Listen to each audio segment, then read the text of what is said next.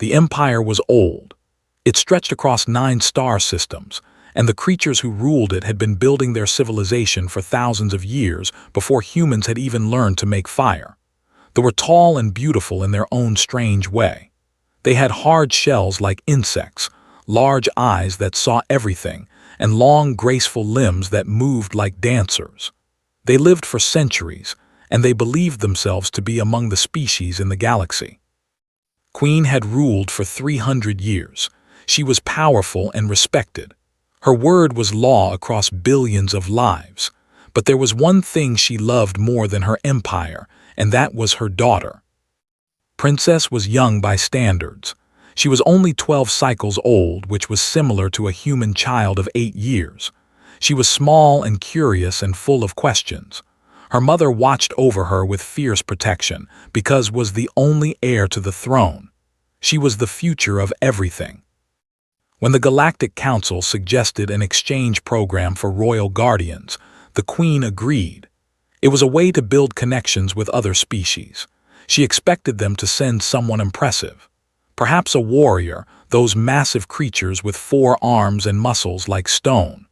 Or maybe a sentinel, those beings who could read minds and sense danger before it arrived. Instead, they sent a human. His ship was old and damaged. It landed in the royal docking bay with smoke coming from its engines. The court gathered to watch, their expectations high. When the door opened and the human walked out, there was a long moment of confused silence. His name was Daniel Cole. He was 34 years old, though they did not understand human ages at first. He was not tall by their standards. He had no armor on his body, no claws on his hands, no sharp teeth in his mouth. He walked with a slight limp, and there were scars across his face that told stories of violence. But it was his eyes that the Queen noticed most. They were gray, like storm clouds, and they held a deep and terrible emptiness. These were not the eyes of a proud warrior. These were the eyes of a man who had seen too much and lost too much and was simply waiting for the end. He knelt before the throne, as was custom. His movements were slow and careful, like everything hurt. "I am Daniel Cole," he said. His voice was quiet but steady. "I have been assigned to serve and protect the princess of the empire." The Queen looked down at him and she felt insulted. This was what the council thought her daughter deserved. This broken creature from a species that barely lived 100 years. Humans were known throughout the galaxy as unremarkable. They had no special abilities. They could not read minds or move objects with their thoughts. They were soft and fragile. Their bones broke easily. Their skin tore like paper. "You are the guardian they have sent?" the Queen asked. She did not hide her disappointment. "I am," Daniel replied. He did not look away from her gaze, and there was no shame in his voice, only acceptance. The court whispered among themselves. Lady, one of the Queen's advisors, leaned close to her ruler. "Humans are prey animals on their own world," she said quietly. "They have no natural weapons. They are barely more than clever animals themselves." "I am aware," the Queen replied. She looked at her daughter, who was hiding behind the flowing fabric of her mother's robes, peeked out at the human with large, curious eyes. She had never seen a creature like him before. He was so different from everyone in the palace, so soft-looking, so sad. "You will be assigned quarters near the princess," the Queen told Daniel. "You will perform your duties as required, but I expect you to know your limitations. Do not pretend to be something you are not." Daniel simply nodded. "Yes, Your Majesty." He was led away by the palace guards, and the court returned to their business. The Queen did not give the human another thought.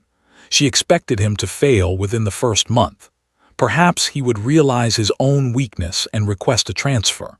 Perhaps he would simply disappear one night, returning to whatever broken corner of the galaxy he had come from. She did not expect what happened that very night. Could not sleep.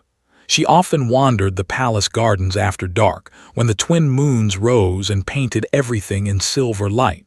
The guards knew to watch her from a distance. She was safe within the palace walls. She walked through the rows of glowing flowers, humming a song to herself, when she heard a sound that made her stop. It was a strange sound, wet and broken. It took her a moment to realize what it was. Someone was crying. She followed the sound to a small clearing near the outer wall. There, sitting on a stone bench, was the human. Daniel Cole had his face in his hands, and his shoulders shook with quiet sobs. He was staring up at the stars between his fingers, searching the sky as though looking for something he had lost. Had never seen an adult cry before. They considered such displays to be private, hidden away from others. But humans, she would learn, felt things so deeply that sometimes the feelings simply spilled out of them whether they wanted it or not. She did not know what to do. Part of her wanted to run away. But another part of her, the part that made her mother call her too soft-hearted, could not leave him alone in his pain. She walked over slowly, her small feet making soft sounds on the crystal path. Daniel heard her coming. He quickly wiped his face and straightened up, trying to hide what she had already seen. "Princess," he said, his voice rough. "I apologize, you should not have seen that. I will return to my quarters." But did not run away. She did not call for the guards. Instead, she sat down on the bench beside him, her small form barely reaching his shoulder. For a long moment, neither of them spoke. Then reached down and picked a flower from the ground beside the bench. It was a grief bloom, a plant that glowed soft blue and was traditionally given to those who were mourning. She held it out to him. Daniel looked at the flower, then at the child offering it. Something changed in his gray eyes. The emptiness flickered just for a moment, and something else appeared in its place. "Thank you," he whispered. He took the flower gently, as though it were the most precious thing he had ever been given. Did not know why this strange creature was so sad. She did not know what he had lost or why he searched the stars with such longing. But she knew that he was hurting, and she knew that sometimes the best thing you could do for someone in pain was simply to sit with them. They stayed there together until the moons began to set, saying nothing, sharing the silence. And in that small moment, in that quiet garden, something began that would change the fate of the entire galaxy. A broken soldier had found a small light in the darkness, and a princess had found something she did not know she was looking for. A guardian. 3 years passed, and things changed slowly in the palace. Daniel Cole became part of the daily life there, as common as the purple sky and the crystal walls.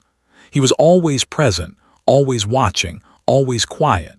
He did not try to make himself noticed. He did not boast or show off like the guards who patrolled the outer gates. He simply existed wherever Princess existed. When she woke in the morning, he was already standing outside her door. When she walked to her lessons, he followed 3 steps behind. When she ate her meals, he stood in the corner of the dining hall, his gray eyes moving slowly across every entrance and exit. He learned the patterns of the servants. He memorized the faces of every guard.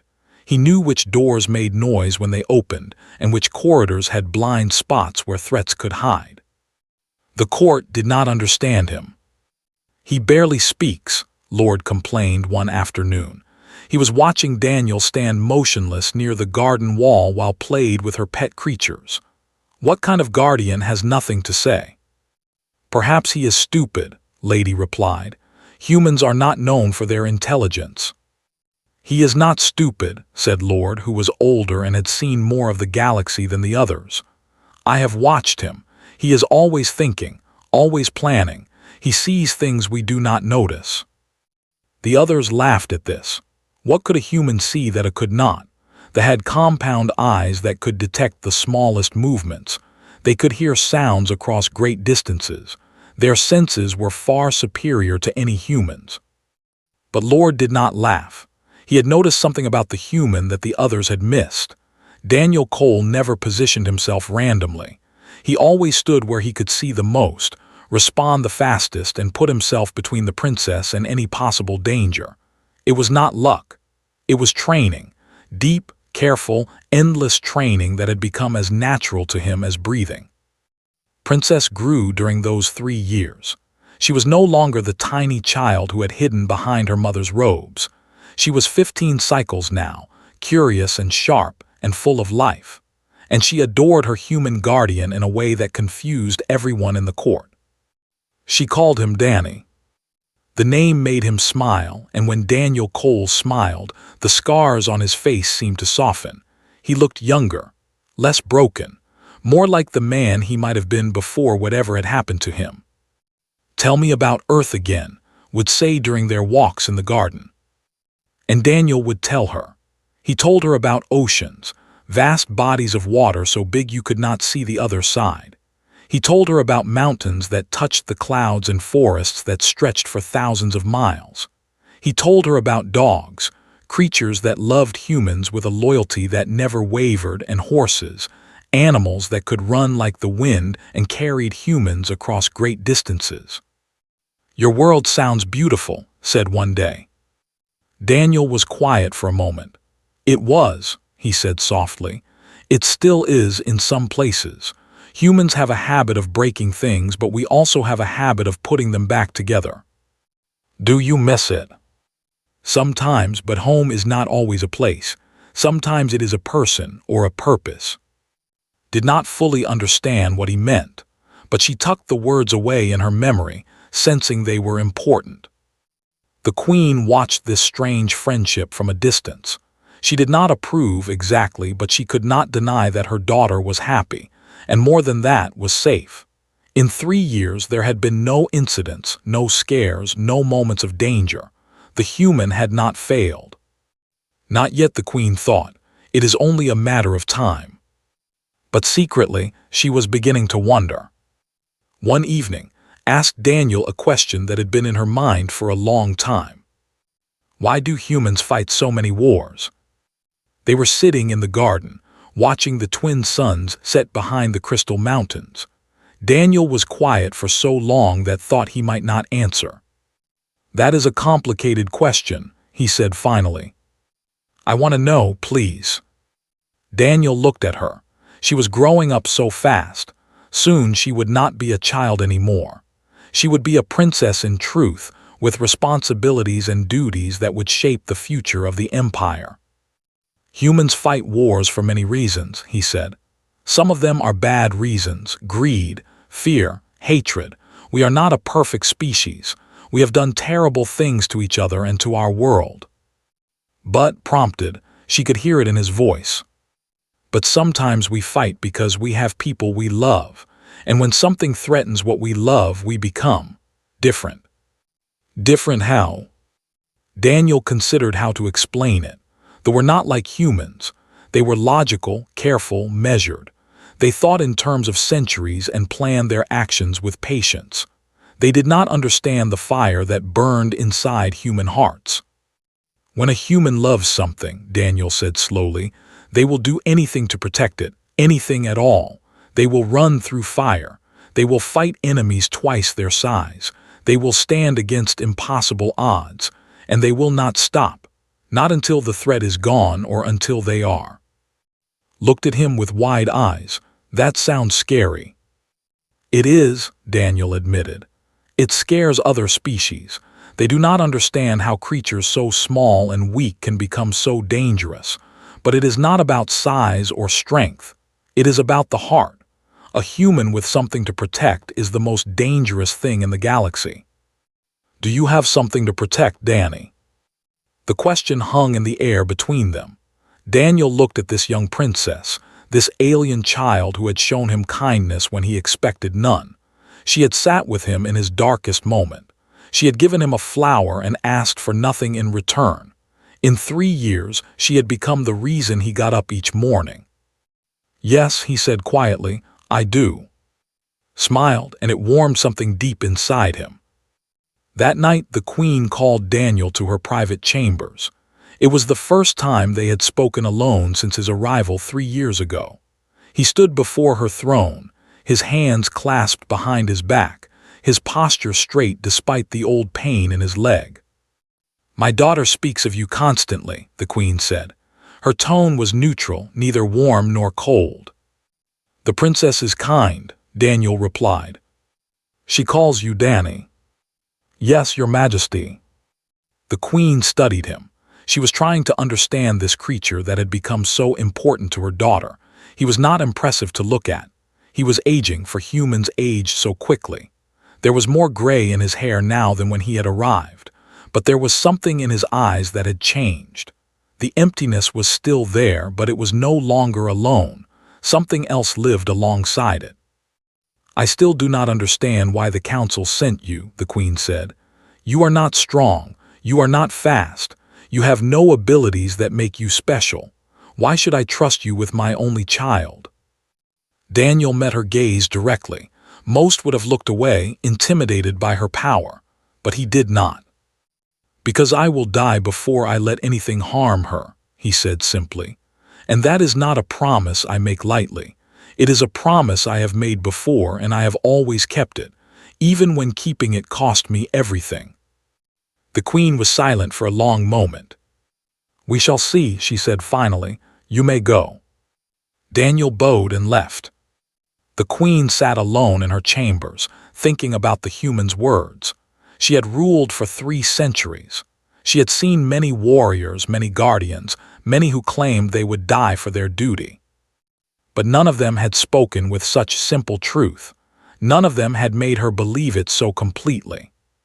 Perhaps, she thought, there was more to humans than the galaxy understood. She would learn how right she was, and the lesson would come sooner than anyone expected. The Harvest Festival was the most important celebration in the Empire. It lasted for 7 days, and the palace was filled with music, dancing, and guests from across the 9 star systems. The queen opened her doors to nobles and diplomats, and the crystal halls glowed with light and laughter. Loved the festival. She loved the colors and the sounds and the excitement. This year, she was old enough to attend some of the formal events, standing beside her mother as the future of the empire. It made her nervous, but Daniel was always nearby, and his presence calmed her. On the 5th night of the festival, the palace was crowded with hundreds of guests. Daniel had not slept properly in days. His instincts were screaming that something was wrong, but he could not identify what. There were too many strangers, too many faces he did not recognize, too many variables he could not control. "You look tired," Danny said. They were in her private chambers, taking a break from the celebrations. She was practicing a card game while Daniel stood near the window, watching the grounds below. "I am fine," he said, but his eyes never stopped moving. "You worry too much. The palace is full of guards. Nothing can happen here." Daniel did not answer. He had learned long ago that safety was an illusion. Bad things could happen anywhere to anyone at any time. The only question was whether you were ready when they came. The explosion shook the entire building. Daniel moved before his mind even processed what had happened. He grabbed and pulled her to the floor, covering her body with his own. The windows shattered inward, raining glass across the room. Alarms began to wail throughout the palace. "What is happening?" cried. Her voice was high with fear. Daniel pulled her to her feet. His hands were already reaching for his weapons, the sidearm at his hip and the blade hidden along his spine. These were tools he had carried every day for 3 years, hoping he would never need them.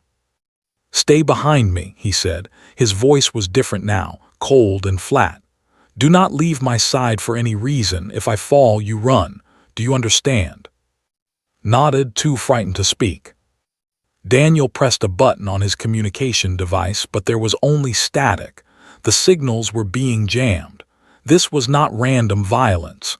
This was a coordinated attack. He moved to the door and listened. Footsteps were approaching fast, multiple targets. He could hear their breathing, the click of their weapons, the scratch of their claws on the crystal floor. The door exploded inward.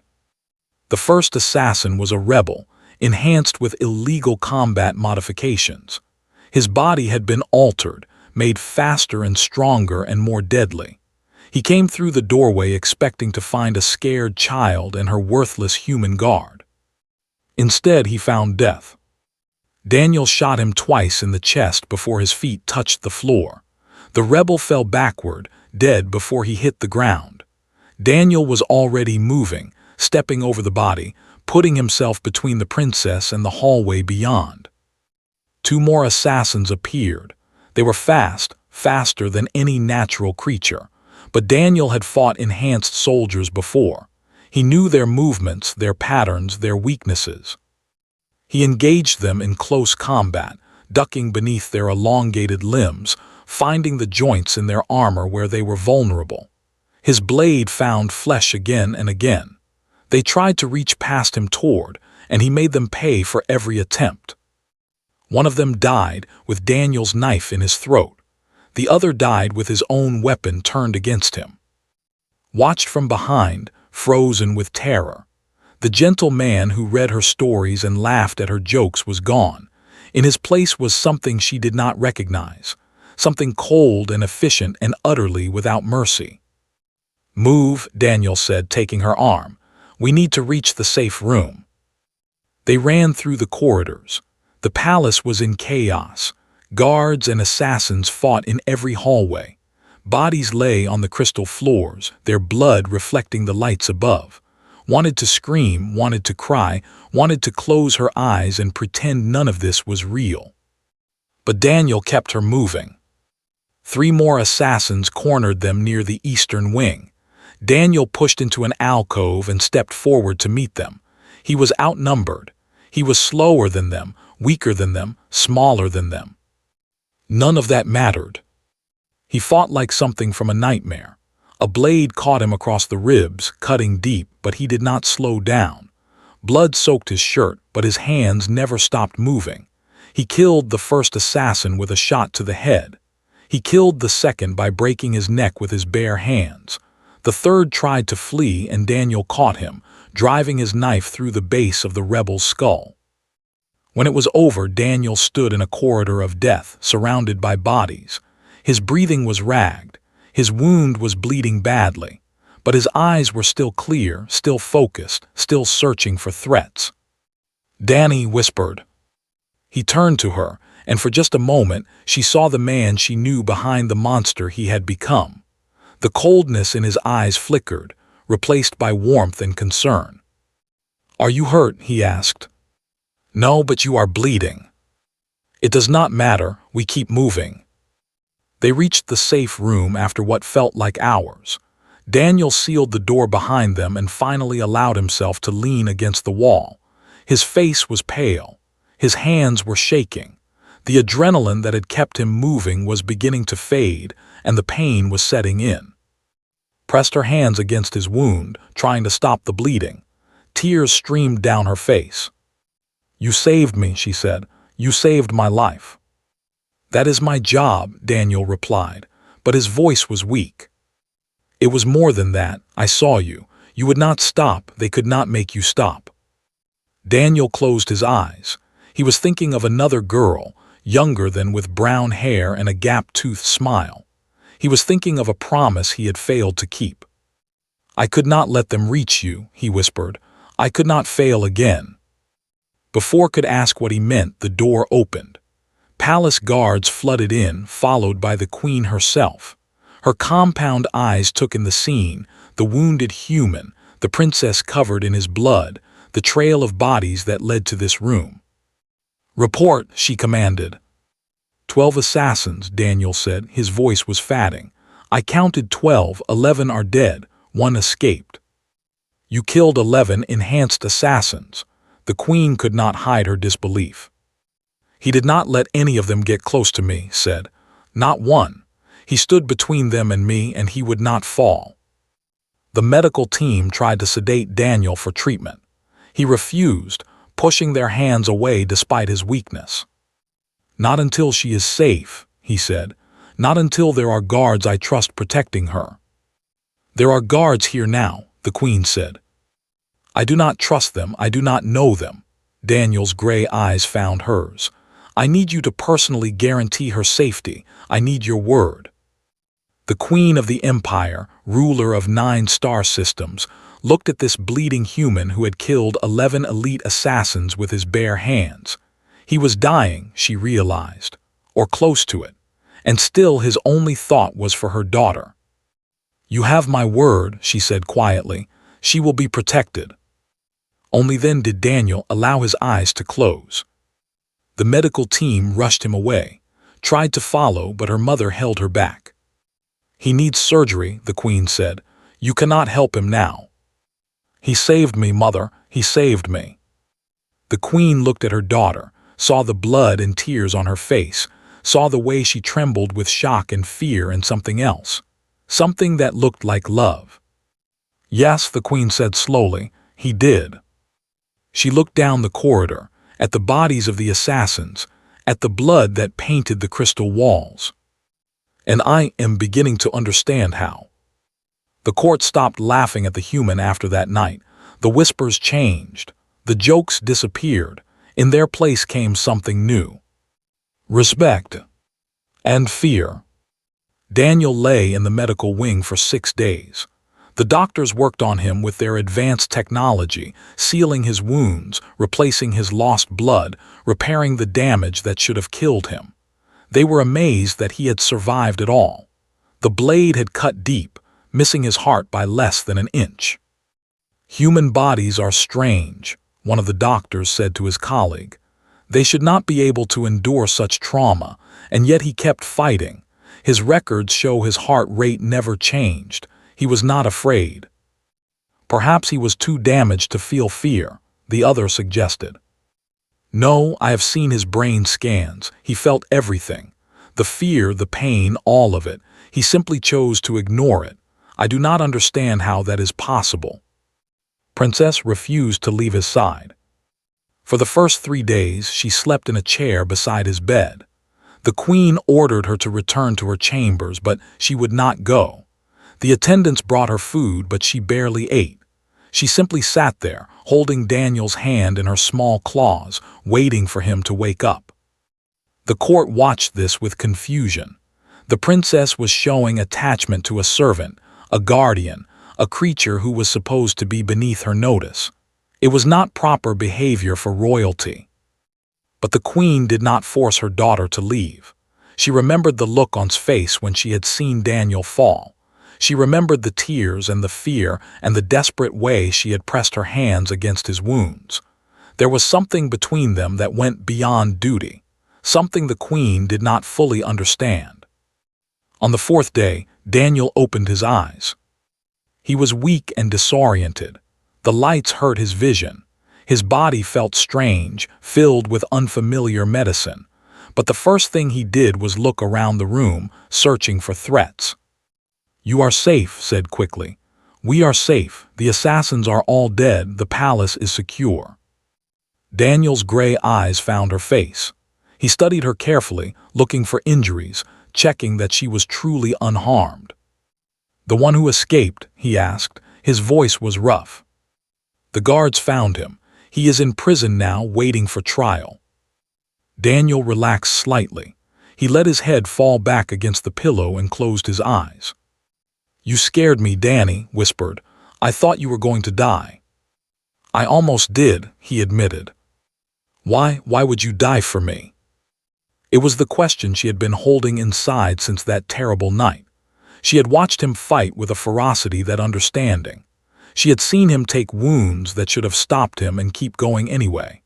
She had watched him kill without hesitation, without mercy, and then turn to her with gentle eyes and ask if she was hurt.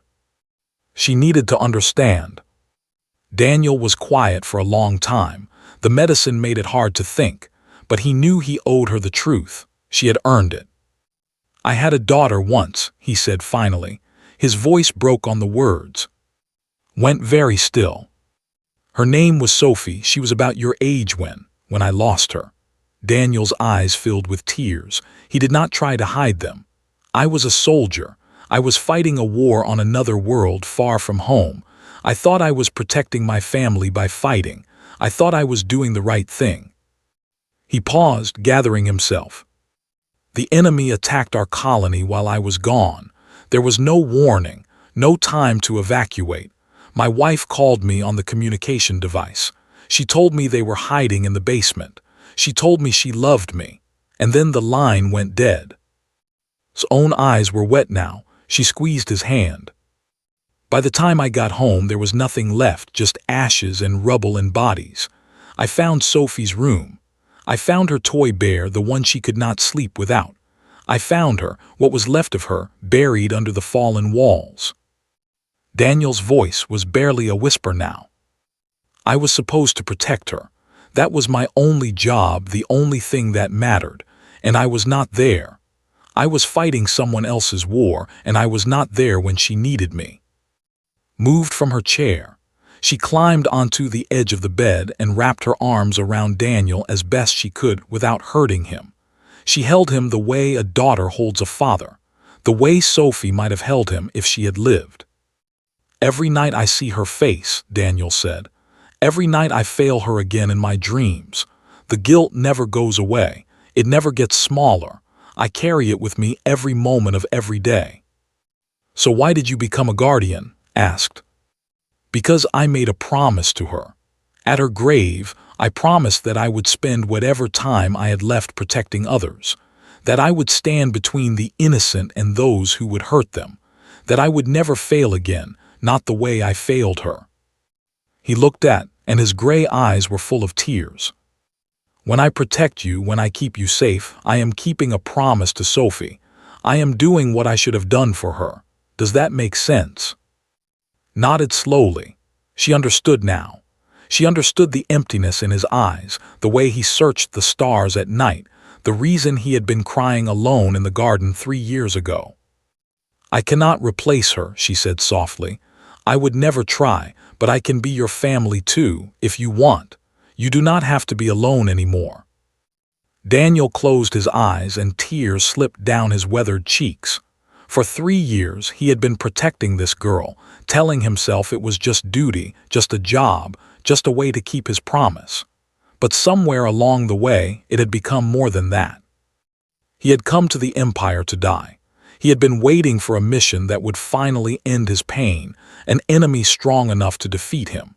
Instead, he had found a child who needed him, a child who had offered him kindness when he expected nothing, a child who had somehow become the reason he wanted to live again. I would like that very much, little one, he whispered. They held each other in the quiet of the medical wing, 2 broken souls who had found healing in each other. That is how the Queen found them. She stood in the doorway, watching her daughter and the human guardian. She saw the tears on both their faces. She saw the way they clung to each other, as though afraid the other might disappear. She did not interrupt. She simply watched, and she began to understand. Later that day, after had finally been convinced to rest in her own chambers, the Queen came to see Daniel alone. He was sitting up now, still weak but recovering quickly. I have been queen for 300 years, she said without introduction. I have employed thousands of guards in that time, warriors, psychics, honor blades, the best fighters the galaxy has to offer. Daniel waited. None of them have ever fought the way you fought that night. None of them have taken wounds like that and refused to fall. None of them have killed 11 elite assassins with their bare hands.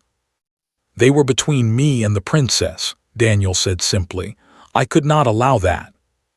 But why? What made you different? What gives humans that ability, that strength? Daniel thought about the question. He thought about Sophie and her gap-toothed smile.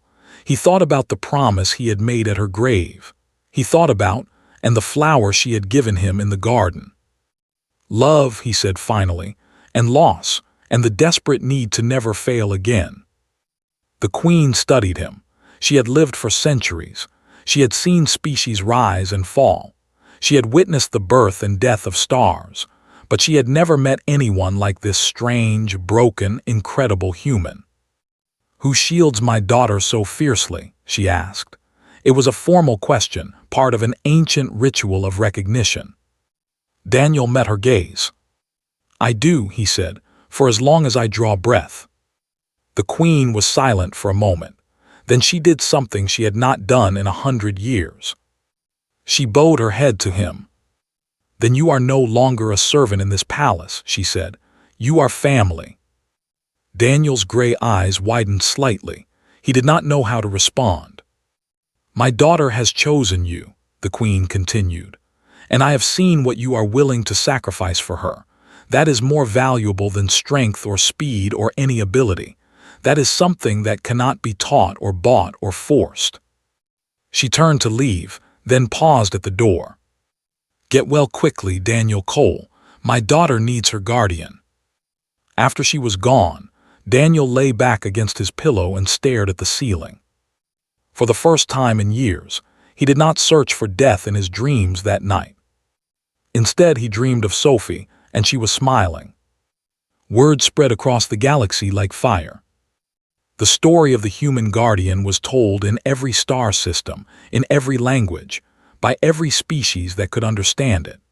They spoke of the soft creature from Earth who had killed 11 enhanced assassins with his bare hands. They whispered about the man who refused to fall, who stood between death and a princess, who fought until his body was more blood than flesh and still would not stop. The Galactic Council was flooded with requests. Species that had once dismissed humans as irrelevant now wanted them. They wanted human guardians, human soldiers, human protectors. They did not understand how creatures so small and weak could become so dangerous, but they had seen the results. Scholars traveled from distant worlds to study Daniel Cole. They ran tests on his body, scanned his brain, measured his reflexes. They were trying to find the secret, the hidden advantage that made humans different. They looked for special organs, enhanced muscles, hidden glands that produced combat drugs. They found nothing. Physically, Daniel was exactly what he appeared to be, a middle-aged human with old injuries, average strength, and senses far weaker than most species in the galaxy. There was nothing in his body that explained what he had done. "The answer is not in the body," Lord told the Queen after reviewing the scholars' reports. "It is in the mind, in the heart." "Explain," the Queen commanded. Lord had spent months researching human psychology. What he had found disturbed him and amazed him in equal measure. "Humans are emotional creatures," he said, "far more emotional than any other known species. They form bonds with others that are almost unreasonably strong. When those bonds are threatened, their bodies undergo a transformation. Their brains release chemicals that suppress pain, enhance focus, and eliminate self-preservation instinct. They become, for a brief time, something more than what they normally are." "Many species have combat states," the Queen said. "They have their blood rage. This is different, the rage against enemies. Humans transform for those they love. It is a protective response, not an aggressive one, and it has no natural limits. A human protecting someone they care about will fight until they physically cannot move. They will ignore wounds that would incapacitate any other species. They will die before they allow harm to come to their charge." The Queen thought about the night of the assassination. She thought about Daniel standing in that corridor, covered in blood, his body failing but his spirit unbroken. "And this cannot be replicated?" she asked. "No, we have tried. Other species can be trained, enhanced, drugged to achieve similar effects, but it is never the same. The human response comes from genuine emotion, genuine love, genuine need. It cannot be manufactured. It can only be earned." The Queen was silent for a long moment. "Then we have been fools," she said finally. "The galaxy has underestimated humans for centuries. We saw their short lives and soft bodies and thought them weak. We were wrong." "Yes, Your Majesty, we were." 10 years passed. Princess grew into a graceful young woman, respected throughout the empire for her wisdom and compassion. She was no longer the frightened child who had hidden behind her mother's robes. She was an heir in truth, prepared to one day take the throne. And always beside her was Daniel Cole. He was older now. His hair had gone completely gray and his face carried more lines than before. The wound from the assassination had left a permanent mark on his side, a reminder of the night that had changed everything. But his eyes were no longer empty. They held purpose. they held peace. One evening, stood on the palace balcony, watching the twin suns set behind the crystal mountains. Daniel stood beside her, as he always did. "The council wants to interview you again," said. "They want to understand why humans bond so strongly with those they protect. They think if they can understand it, they can teach it to others." Daniel shrugged. "I have told them the same thing 100 times. They do not truly want to understand. They want to replicate it. They want to turn it into a weapon they can control." "Can they?" "No," Daniel shook his head slowly. "What makes humans dangerous is not strength or skill. It is love. And love cannot be manufactured in a laboratory. It cannot be programmed into a soldier. It grows naturally, through time and connection and shared experience." He looked at her, and his weathered face softened into the smile she had known since childhood. "It comes from loss," he continued, "from the desperate need to never fail again, from finding something that matters more than your own survival. These are not things that can be taught in a training program." Reached out and took his hand. It was the same gesture she had made as a child in the garden, when she had offered a flower to a weeping stranger. "You never have to die for me, Danny," she said. "I know you would, but I would rather have you live. I would rather have you here beside me for as many years as we can share." Daniel squeezed her hand gently. "I intend to be here for a long time," he said. "I am not the same man who came to this palace 10 years ago. I was waiting for death then, looking for a mission that would finally end my pain. And now I have something to live for. 2 things, actually," he smiled. "The promise I made to Sophie and the family I found here. You gave me that. You saved me just as much as I saved you." They stood together in comfortable silence, watching the sky change colors as the suns disappeared. Below them at the palace gates, a transport ship was landing. Daniel watched it with the same careful attention he gave everything. Old habits died hard. The door opened, and a young human woman stepped out. She was perhaps 25 years old, with dark hair and nervous eyes. She wore the uniform of the Earth Guardian Corps, a new organization that had been created in response to the galactic demand for human protectors. A new arrival said. "Her name is Grace," Daniel replied. He had received the file that morning. "She is assigned to protect a visiting dignitary's son, first posting." He studied the young woman from a distance. She looked uncertain, out of place among the towering aliens around her. Her shoulders were tense, and her hands kept reaching for weapons she was not supposed to draw. But Daniel saw something else in her. He recognized the weight in her posture, the shadow in her eyes. She had lost someone. She carried grief the way he still carried his. "Excuse me," he said there is something I need to do." He walked down from the balcony, through the crystal corridors, and out to the palace gates. The young woman was being processed by the entry guards, filling out forms and presenting credentials. She looked overwhelmed. "First posting?" Daniel asked, approaching her. Grace jumped slightly, then recognized him. Everyone in the Guardian Corps knew who Daniel Cole was. He was a legend, the reason their organization existed. "Yes, sir," she said, straightening her posture. I am not sure I belong here. These species are so advanced, so powerful. What can I possibly do to protect anyone from them?" Daniel looked at her for a long moment. He remembered standing in this same courtyard 10 years ago, broken and empty, expecting to fail and not caring if he did. "You belong here more than you know," he said. "Come, walk with me." They entered the palace together, and Daniel began to speak. "Let me tell you about the day a princess gave a broken soldier a reason to live again. Let me tell you about what it truly means to protect someone. It is not about strength or weapons or training, though those things matter. It is about love, about finding something that matters more than yourself, about making a promise and keeping it, no matter the cost." Grace listened, and something in her eyes began to change. The uncertainty was still there, but beside it grew something else. Hope, perhaps, or purpose. I lost my brother, she said quietly, in a mining accident on Mars. I was supposed to be working that shift. He took it from me so I could attend a friend's wedding. Daniel nodded. He understood. He would always understand. Then you carry him with you, he said.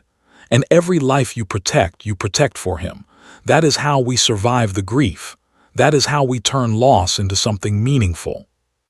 They walked through the palace, and Daniel told her everything. He told her about Sophie and the guilt he would carry forever. He told her about and the flower in the garden. He told her about the night of the assassination and the 11 bodies in the corridor. The galaxy calls us guardians, he said as they reached the training wing. But that is too simple.